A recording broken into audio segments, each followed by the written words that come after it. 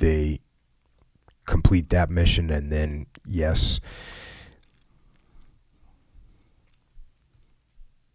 they crawl back to a little bit of a covered position away from where they had been supporting. And then here we go, back to the book. About 70 meters away, the ground exploded in a mass of earth, shrapnel, and rock. Then another shell came over, this time further to our right. I looked down the hill as the shell exploded and saw an unbelievable display of flying red sparks, deadly shrapnel.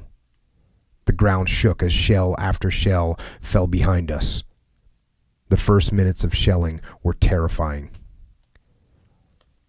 So this is it. Now they started, we mentioned that they were an artillery range, and we all know what an absolute horror show artillery is. Back to the book. In the distance, a booming sound began that carried over the area. Someone screamed, "Incoming, incoming." Sure enough, the air disappeared. There was a whoosh, and the explosion killed any remaining piece. The shells came in thick and fast. I lay watching the red, glowing shrapnel flying by. Now the shrapnel was creeping up towards me, the explosions getting so loud I thought they would deafen me. The shells were landing about 50 meters away. 4 or 5 shells would hit an area in a salvo. Then the next batch would hit about 10 meters nearer. The booming from Stanley could still be heard in the gaps between explosions in our areas. As I lay there watching the shrapnel getting closer, I found myself shaking. Was it from cold or fright? My legs shook and I couldn't control them at all. The next salvo landed 30 meters away. I curled up into a ball as the shrapnel splintered the rocks around me. A piece of shrapnel landed in my little alcove, still burning with fury, sizzling into the dirt by my waist. 4 or 5 more shells landed around us, and then it stopped, as if it had never begun.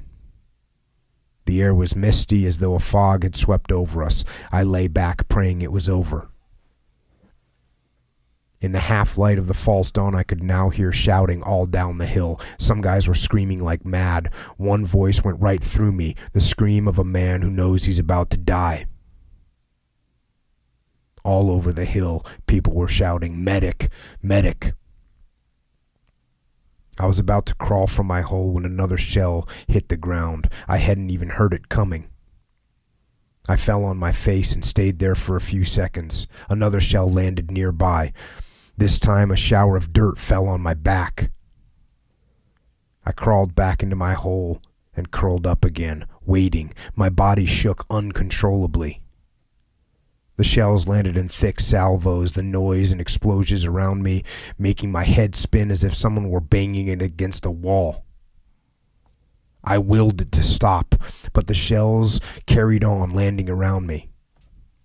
Then this second bombardment, within minutes, ended as suddenly as it had begun. So, horrible situation that they're in. And much like we talked about the Germans having their mortars dialed in and their artillery dialed in, it's the same thing. You're in the Falkland Islands. There's obvious terrain features. So when you're holding a city, like the Argentinians military is in the city of Stanley, well, they know where they're going to get attacked from, and they know what are good firing positions, so they have those positions dialed into their artillery. And they can just start hammering them. Back to the book. I can remember the OC shouting behind me, "Move, move, their artillery will be here soon again." So now they're trying to move. Sergeant P waited only for me to squeeze myself through the gap before he took off again. After we had gone about 4 or 5 steps, a hand dropped out of the rocks, grabbing at my ankle and denims. The shock of it made us jump. Instantly, Sergeant P was back with me. We both looked at my feet. Still holding my denims was a wounded Argy.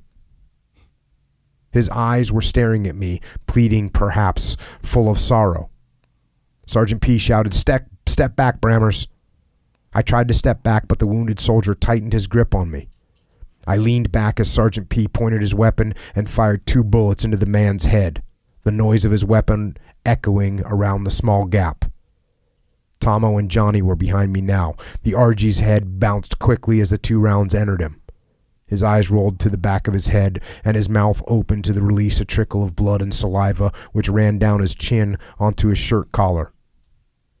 At the same time, his hand gave up its grasp on my denims and dropped onto my boot. I flicked my boot as if I was playing football. His hand and arm dropped across his body, and from his mouth came a low whistle of air mixed with blood. All this took seconds, but it seemed like a lifetime to me. Each detail remains with me today. The sight of this guy dying at my feet shocked me, but I was growing harder. Although shaken, I felt no remorse at the time. The deadly game of war lay at my feet. Only I mattered. The rights and wrongs of war can never be argued from the armchair. Decisions are made on the spot, questions asked afterwards. That lone RG could have been rigged to a booby trap, or even armed. The kill was done quickly and professionally. I felt that I should have acted as quickly as Sergeant P. "Come on, move!" he shouted. Sergeant P screamed an order for me to follow him. As we trotted further into the clearing, we had to jump over the twisted pile of corpses. My mind was never, nor has since been, so alert. Adrenaline was rushing through my body so quickly that I felt I was floating with excitement mingled with fear. A little further into the clearing lay 3 or 4 Argentinians visibly shaking visibly close together on the ground.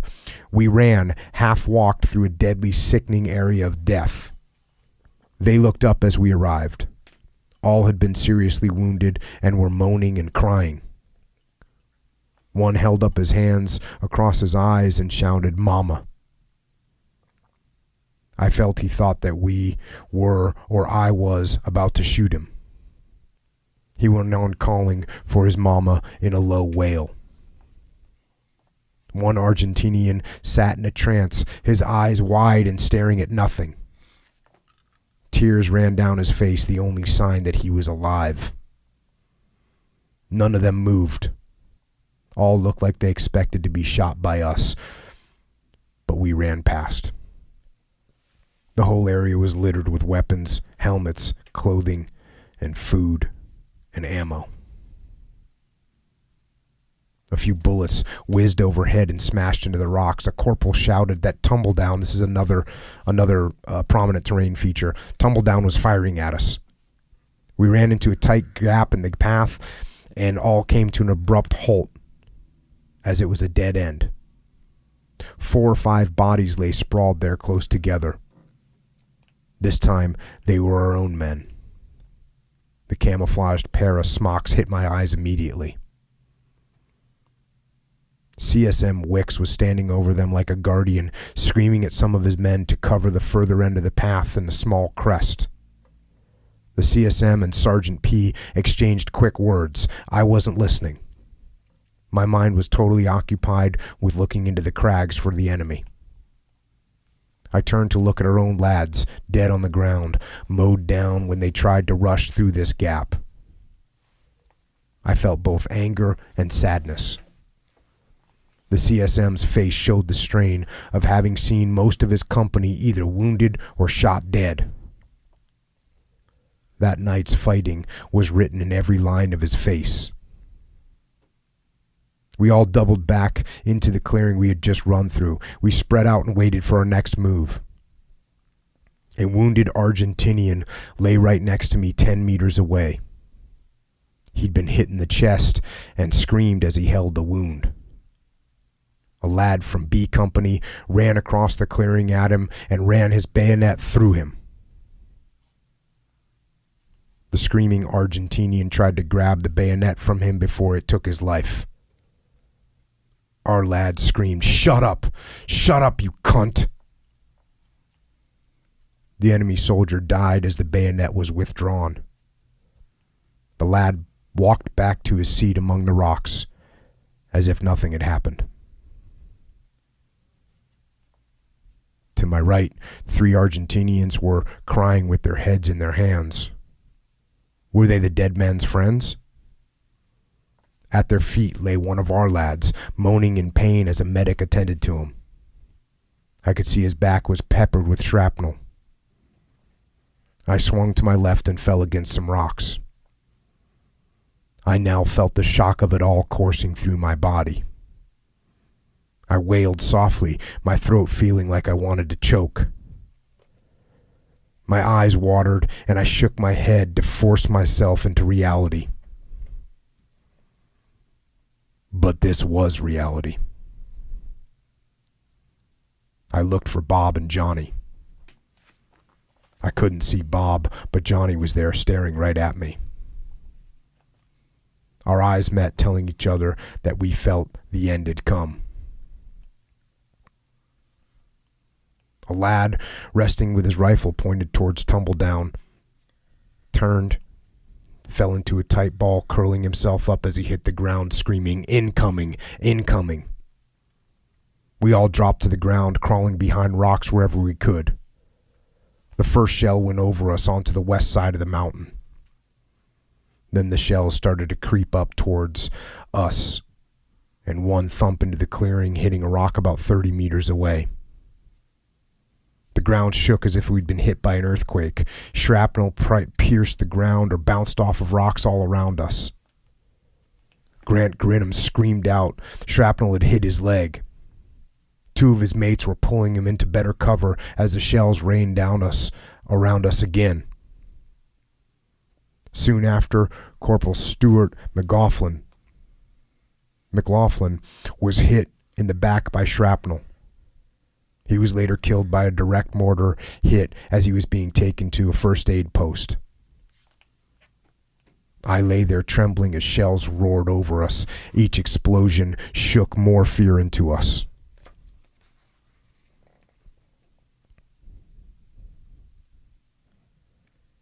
We had centered our group about halfway along the mountain.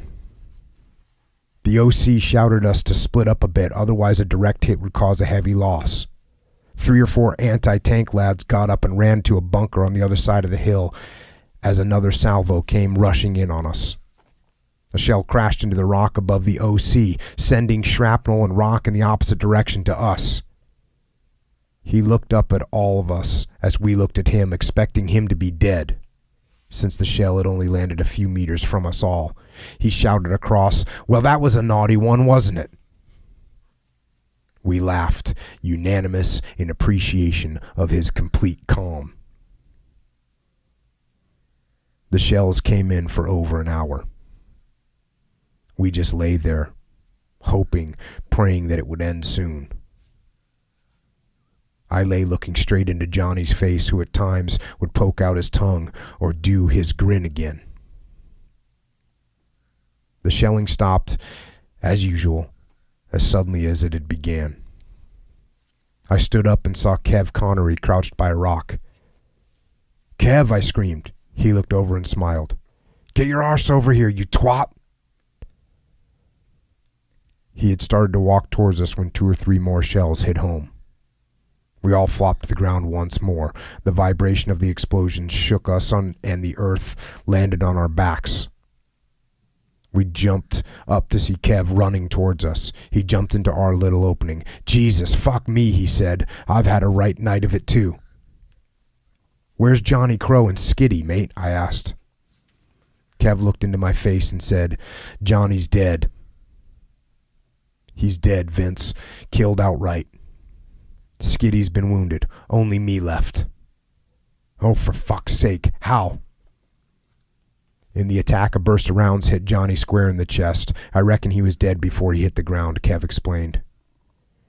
We carried on chatting about the situation in general.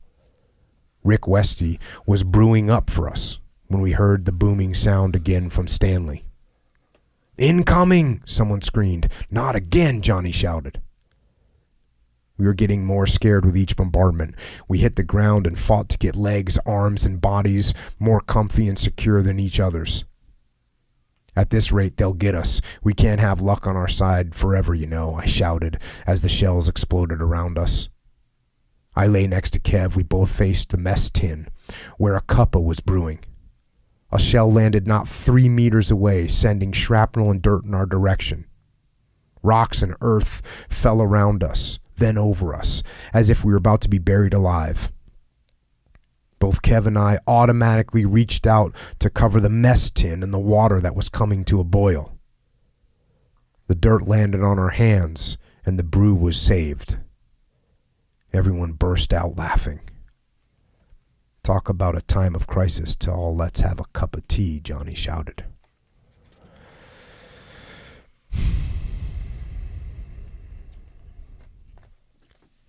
Brutal. The great account, and I know we've gone through a lot of accounts of being shelled with artillery. That's a very descriptive and granular one. And it's not over.